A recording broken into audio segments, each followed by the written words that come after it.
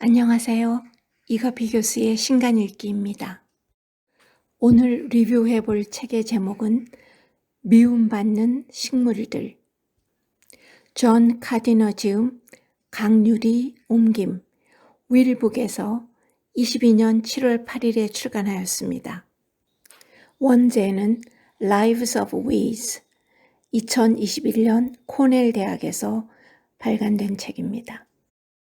저자는 1988년부터 오하이오 주립대학교 농업경제학을 가르치고 있고 지난 30여 년 동안 잡초 연구를 해왔습니다. 이 책은 8개의 잡초 이야기로 구성되어 있습니다.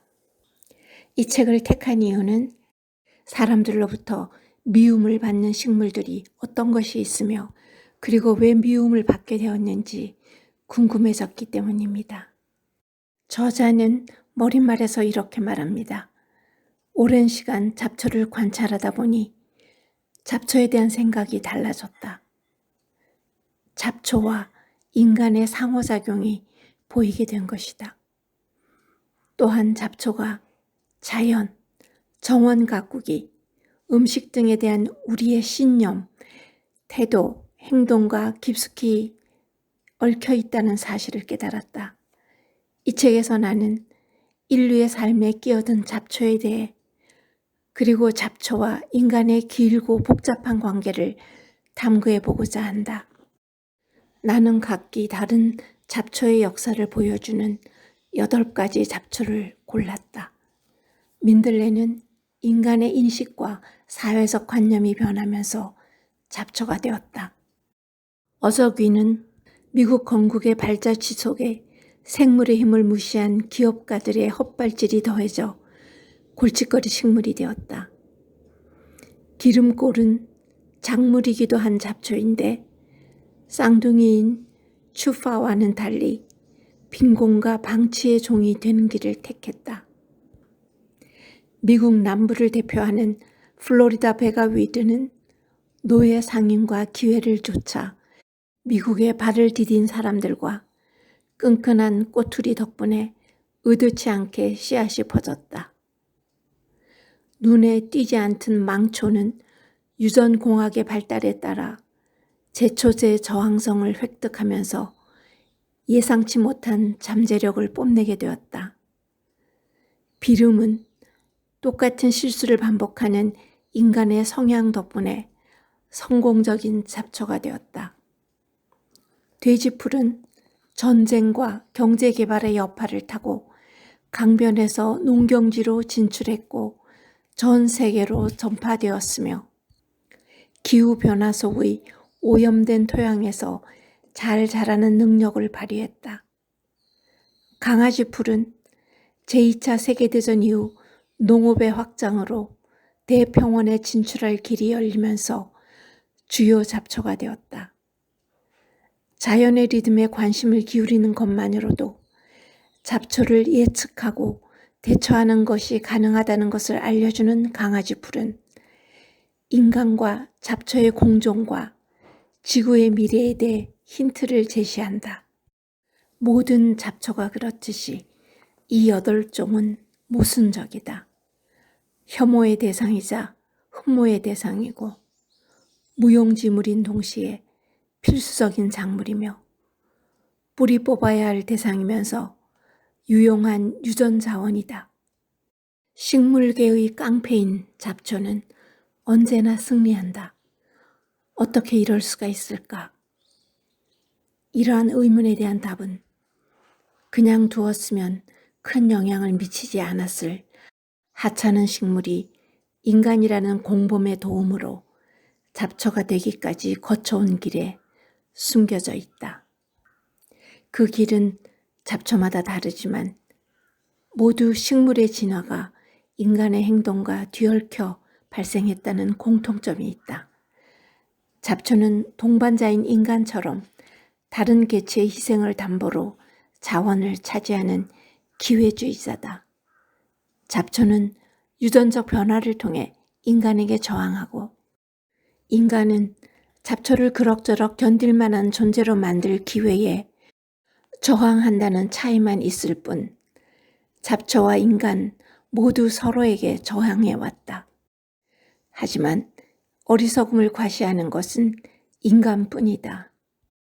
역사학자들은 인류 역사에서 가장 위대한 걸음 중 하나인 농업혁명에서 잡초의 역할을 간과해 왔다.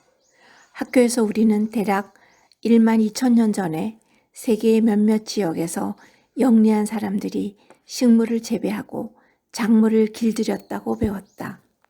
하지만 이 이야기에는 숨겨진 주인공이 있다.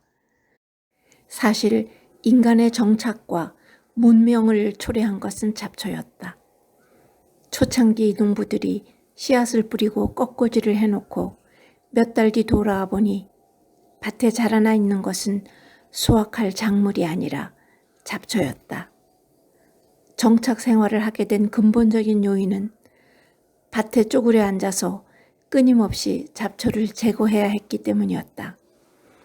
여기서부터 새로운 기술을 바탕으로 한 고대의 토양 경작 방법, 즉 구부러진 막대나 날카로운 돌을 사용해 잡초를 제거하는 괭이 재배가 등장했다. 이러한 원시적인 도구들로 땅을 갈아서 잡초를 제거하고 작물을 잘 자라게 하면서 위대한 농업혁명의 시대가 찾아왔다. 농업혁명 이후 작물 재배에 엄청난 인적 자원이 투입되었다. 잡초라는 궁지에 빠진 고대인들은 다시 한번 창의력을 발휘했다. 전쟁통에 포로가 되거나 낙오된 사람들을 그냥 죽이는 대신 그들에게 누구도 하고 싶어 하지 않는 일, 즉 허리를 굽혀 잡초를 뽑고 파내는 일을 시킨 것이다. 이렇게 해서 전 세계의 거의 모든 문명에서 잡초 제거라는 고된 일은 노예가 된 사람들의 몫이 되었다. 잡초의 진화를 숫자로 설명하기는 어렵다. 꽃을 피우는 약 40만 종의 식물 중에서 약 300종은 지역이나 시대에 따라 잡초로 분류된 적이 있다. 이 가운데 20여 종은 지역적 혹은 세계적으로 크게 성공한 유해 잡초다. 자신을 밀어내는 인간이 늘어날수록 불청객이 된 잡초는 계속 인간 곁에 머물 방법을 찾아냈다. 책에서 다룰 8가지 잡초도 대부분은 한때 바람직하거나 적어도 무해한 존재로 여겨졌다. 일부는 관상, 의학, 요리 또는 다른 목적으로 환영을 받고 길러졌다. 반대로 과거 농부들이 껄끄럽게 여겼던 잡초 가운데 오늘날에는 그다지 존재감 없는 종들도 있다. 심지어 어떤 종은 아예 찾아보기 힘들어졌다. 잡초는 시대뿐 아니라 문화권에 따라서도 달라진다. 잡초에서 얻는 교훈은 이미 알고 있는 상식과 크게 다르지 않다. 환경과 생태계를 존중하고 지구 구성원끼리 서로를 조금 더 존중하는 방식으로 살아가야 한다는 것이다. 저는 8가지 잡초 중에 민들레와 비름과 그리고 강아지 풀에 대해서만 조금씩 소개하겠습니다. 민들레는 영어로 댄들라이언이라고 하죠. 그 학명은 타락사쿰 오피키날레이고 원산지는 유럽, 잡초가 든 시기는 19세기에서 20세기, 생존 전략은 납작하게 엎드려 살아남기, 발생 장소, 미국 교회 주택의 정원, 특징은 심리적인 이유로 잡초가 된 꽃이다. 이 식물을 특별히 싫어하는 사람은 정원을 소유한 미국 중산층, 인간의 대응 수단은 얼음 송곳과 황산, 이사디 등 유독한 제초제. 고대 중국 의사들은 민들레 뿌리와 잎을 약으로 사용했다. 민들레를 새로운 관점으로 보자. 거기에는 희망이 있다. 오늘날 민들레는 건강을 상징한다. 건강식품점에 민들레 제품이 들어와 있고 당뇨와 간 기능 개선을 위한 천연 약재로도 사용되며 변비약 겸 강장제로도 쓰인다. 민들레 잎을 짠 즙은 피부 질환과 식욕 부진을 달래며 담즙 분비를 자극한다. 비타민 C와 D뿐 아니라 베타카로틴, 섬유질, 티아민, 리보플레빈 등 각종 영양소가 함유된 민들레는 오래전부터 영양학적 가치를 인정받았다. 다음 비름의 얘기를 하겠습니다. 영어 이름은 pigweed. 질소를 좋아하는 이 잡초는 이름처럼 돼지 축사 근처에서 잘 자란다. 두 유형의 비름이 있다. 구형 비름은 인간과 오랫동안 가까운 관계를 맺어왔다.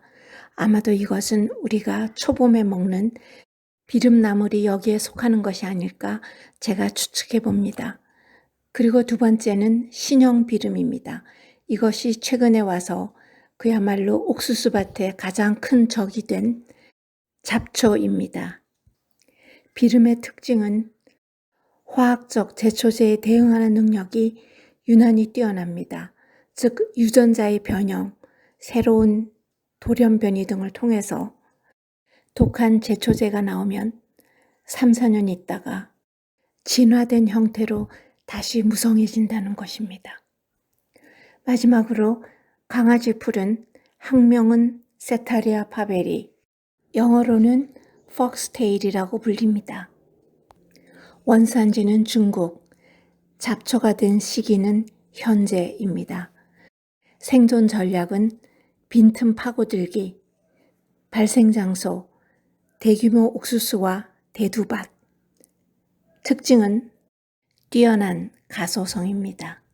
1945년부터 제초제 2,4-D가 농경지에 뿌려졌지만 비름은 일시적으로 제거되었지만 강아지 풀은 털끝 하나 다치지 않았다. 농업계는 이 새로운 강아지 풀을 뒤늦게야 인지했다. 강아지 풀은 일부 씨앗은 일찍 발아하고 나머지 씨앗은 흙 속에서 여러 해 대기시킬 방법을 고안해냈다. 발아 환경이 좋아질 때를 기다렸다가 씨앗을 발아시킨다는 것입니다. 그 결과 강아지 풀의 종자 생리를 연구하기가 매우 어렵고 예측하기는 더더욱 어렵게 되었다. 그러나 이 책의 저자가 2년 동안 수집한 데이터에 따르면 강아지 풀 유묘의 출현은 생물학적 달력과 놀라울 정도로 정확하게 맞아떨어졌다. 아로니아 첫 꽃이 개화하면 강아지 풀이 나타나기 시작했다. 찔레꽃이 만개 상태에 도달하면 강아지 풀은 80%가 땅 밖으로 나왔다. 개화 순서를 참고해서 강아지 풀의 출현 시점을 알 수 있게 되었다. 또한 대규모 농장이 아니라 전통적인 자연농법을 사용하는 곳에서는 강아지 풀이 조금 성가신 존재이긴 하지만 다른 잡초들과 함께 골고루 섞여서 난다는 것입니다. 이러한 관찰의 결과를 하나의 희망으로 제시하고 있습니다. 잡초를 통해서도 인간의 어리석음과 현대 문명의 문제들을 볼 수 있었습니다. 감사합니다.